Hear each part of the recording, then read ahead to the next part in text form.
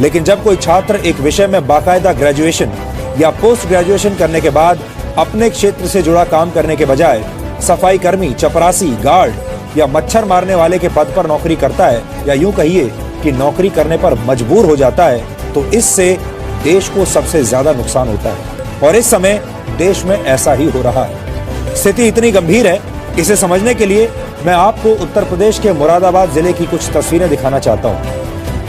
ये जो लोग आप इस वक्त देख रहे हैं, ये लोग गंदे नाले में उतरकर स्वच्छ भारत अभियान के लिए काम नहीं कर रहे, और ना ही ये लोग नियमित सफाई कर्मचारी हैं, बल्कि ये वो युवा हैं जो मुरादाबाद नगर पालिका में सफाई कर्मी के पद के लिए शारीरिक परीक्षा दे रहे हैं। मुरादाबाद जिले में सफाई कर्मी पद पर भर्ती के लिए करीब 58,000 युवाओं ने आवेदन किया है। जी हाँ, ये सारे युवा वो हैं जो सफाई कर्मचारी बनना चाहते हैं। लेकिन अफसोस की बात यह है कि इनमें से कई युवा ऐसे हैं जिनके पास ग्रेजुएशन, पोस्ट ग्रेजुएशन और यहाँ तक कि इंजीनियरिंग की डिग्री भी है।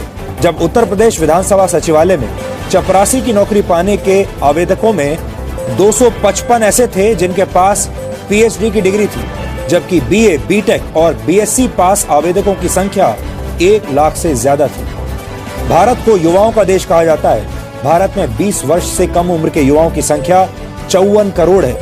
ये भारत की कुल आबादी का 41% है, 41%, जबकि भारत में ग्रेजुएट युवाओं की संख्या करीब 6 करोड़ 80 लाख है।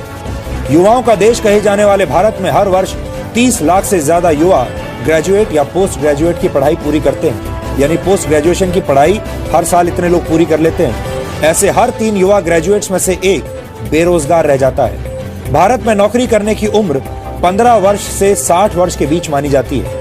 भारत में इस उम्र के लोगों की संख्या करीब 73 करोड़ है। इनमें से सारे लोग एम्प्लॉयबल नहीं है। 73 करोड़ लोगों में से एक सीमित संख्या ही ऐसी है जो कि नौकरी के लायक है, और नौकरी के लिए योग्य लोगों में भी सबको नौकरी नहीं मिलती। इनमें से भी 2 करोड़ 70 लाख लोग ऐसे हैं जिनके पास कोई नौकरी नहीं है।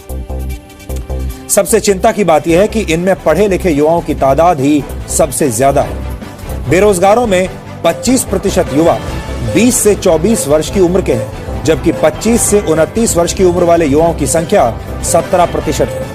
यहाँ तक कि तकनीकी शिक्षा हासिल करने वाले देश के 16% युवा भी बेरोजगारों की लिस्ट में शामिल है। इसके अलावा हमारे पास वर्ष 2013 और 14